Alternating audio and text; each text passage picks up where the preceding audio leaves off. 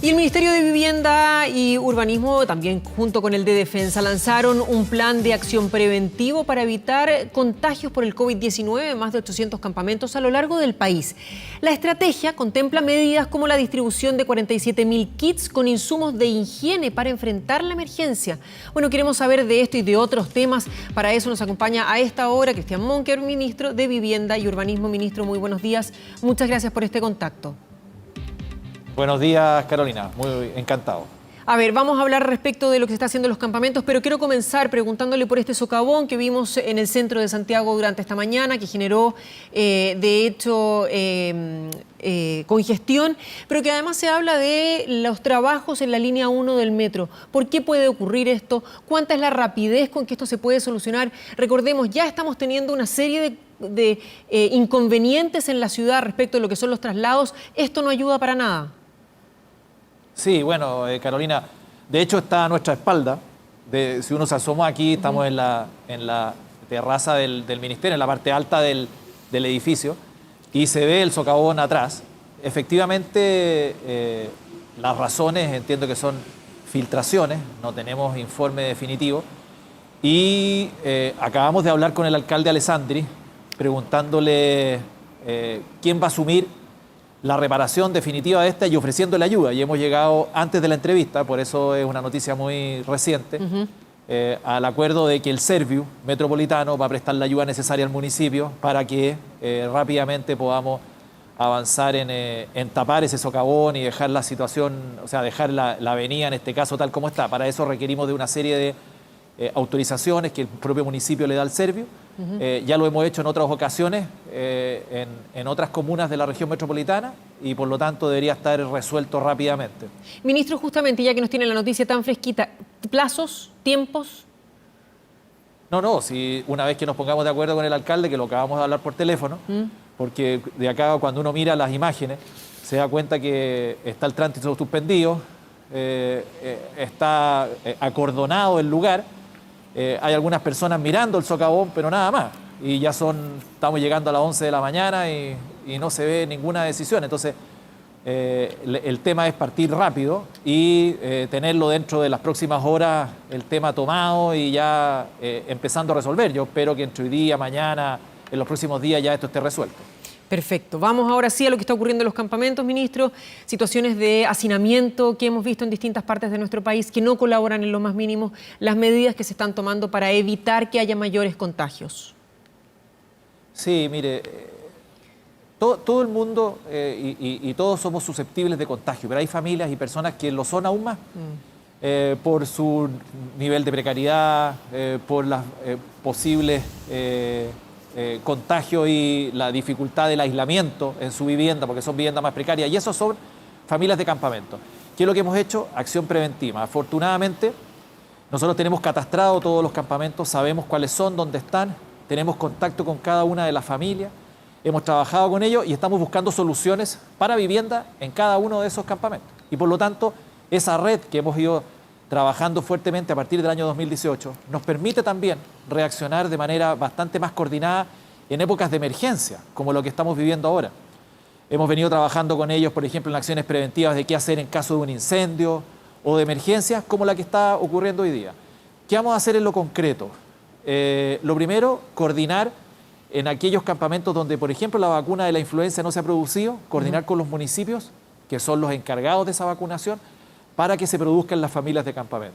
Sobre todo en los niños menores de 10 años y las personas mayores de 65, que son las personas de mayor riesgo. ¿Qué vamos a hacer con coronavirus? Por ejemplo, si se produce un contagio, como ocurrió en la región de Tarapacá, y es una persona que vive en un campamento, conversarlo y coordinarlo con ellos para que la familia se traslade a un hostal sanitario, porque evidentemente el nivel de aislamiento en una vivienda precaria es distinto que en una vivienda más sólida, más definitiva. También hemos distribuido a través de ayuda privada, y eso hay que agradecerlo, estos kits de higiene con el Ejército y las Fuerzas Armadas en diferentes regiones y comunas para poder llegar con ellos a las diferentes familias. Ministro, interrumpirlo ahí un segundito. ¿Cuántos son los kits que se están repartiendo? Porque entiendo que aproximadamente se llega a la mitad de la cantidad de familias que hay en los campamentos. Si pensamos que no necesariamente tienen agua, estos kits pasan a ser fundamentales para tratar de mantener cierta higiene. Sí, son 47.000 kits y estamos llegando a la mitad de los campamentos y ya estamos gestionando, Carolina, y es evidente, de poder llegar a la totalidad y creo con certeza que lo vamos a lograr porque ha habido mucha empresa privada que también está colaborando y nos está ayudando en proporcionarnos más de esos elementos, porque no solamente tener los recursos, sino que también tener los recursos, digo yo, de dinero, sino que también disponer de lo necesario para poderlo distribuir en los diferentes campamentos. Y creo que vamos a lograr dentro de esta semana también ir abarcándolos todos. Y me comentaba usted el tema del agua. En general los campamentos tienen agua y se han buscado las fórmulas, ya sea por estanques generales en el campamento o estanques individuales o con camiones aljibe para distribución de agua en forma permanente. Pero en esta época, como las familias se están quedando en los campamentos y las familias no están saliendo mucho, hay mayor consumo. Y por lo tanto detectamos alrededor de 30 campamentos que están más críticos en el consumo de agua y en el abastecimiento. Y en eso también nos hemos focalizado, también con aportes privados, para poder ayudar en acceder con agua a esos lugares. Coordinación con los municipios, coordinación con las empresas sanitarias que han vendido agua mucho más barata, a precio costo, para poder llegar de manera más expedita.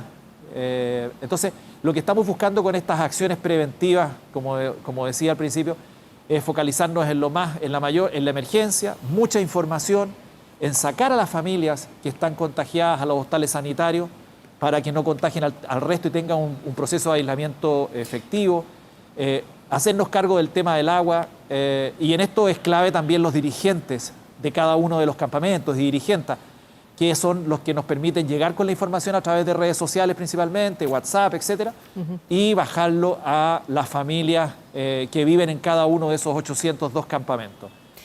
Son acciones preventivas que nos permite llegar con información y soluciones, aunque sean preventivas y de emergencia, a familias que más urgentemente lo necesitan.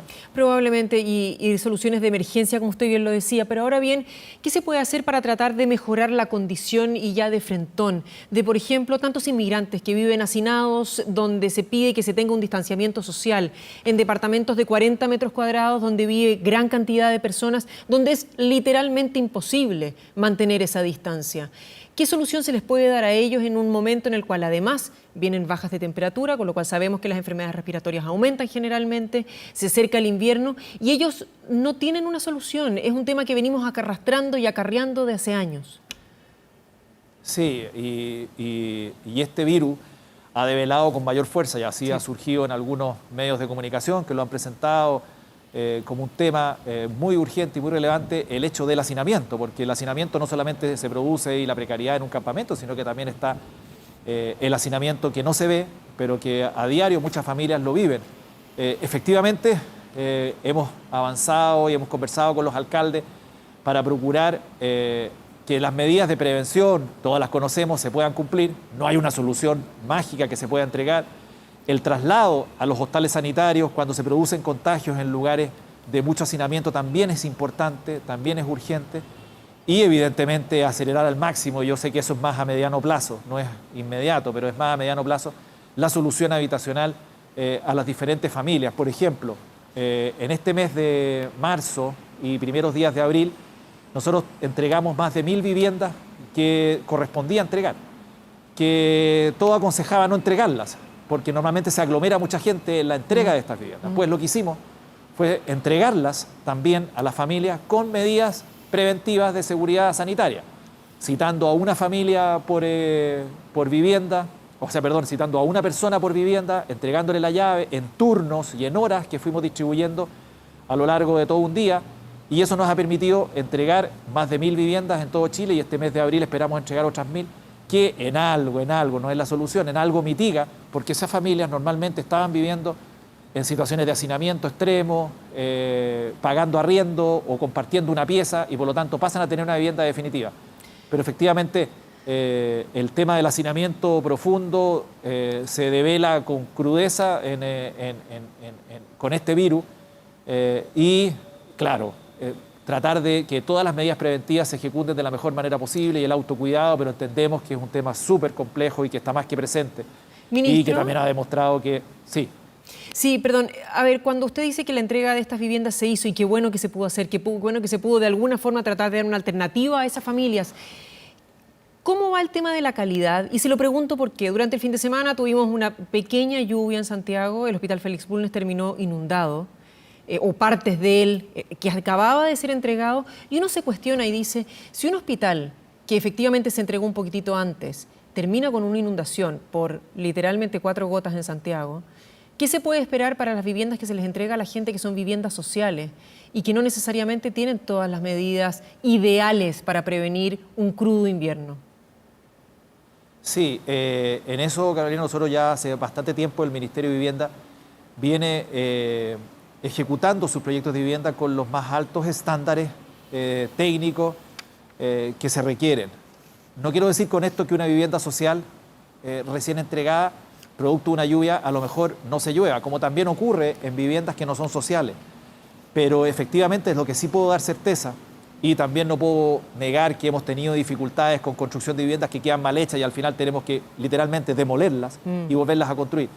Pero en general, el nivel de exigencia de construcción de viviendas sociales que plantea el Ministerio para los proyectos o los diferentes proyectos es muy alto y son de buena calidad y de buen estándar técnico. No con esto quiero decir que son todas perfectas, hemos tenido problemas, pero no, lo que sí puedo dar certeza es que el nivel de exigencia de los proyectos de vivienda social es el mismo que se le puede plantear a un proyecto de vivienda privada donde no hay fondos públicos asociados respecto de los estándares en cuanto a grosor de muros, en cuanto a techumbre, en cuanto a ventanas, en cuanto a aislación térmica.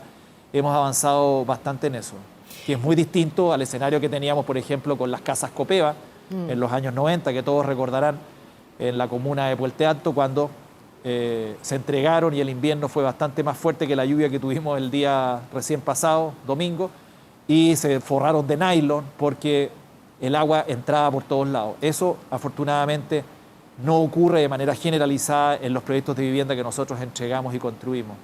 Ministro, entiendo que también se están tomando medidas respecto del rubro de la construcción, que se le va a tratar de entregar cierta liquidez a las constructoras, proyectos que han quedado paralizados producto de la situación y la emergencia que estamos viviendo, pero que tiene que ver y que tiene una condición con los empleos. ¿Estoy bien?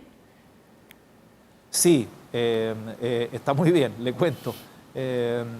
La información es correcta. Nosotros, por un lado, hemos fijado una serie de protocolos en materia de seguridad sanitaria, sobre todo en las obras, porque hay muchas obras que se continúan construyendo.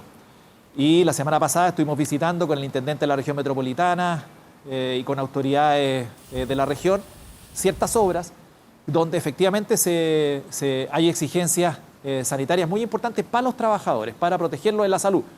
Como por ejemplo, turnos de ingreso y de salida. Hay una enfermera que toma la temperatura todos los días, varias veces al día a los trabajadores, los lavados de manos, alcohol gel, mascarillas, guantes, situaciones como por ejemplo que cuando trabajan en una habitación, en terminaciones, no pueden haber más de 2 personas trabajando, etc.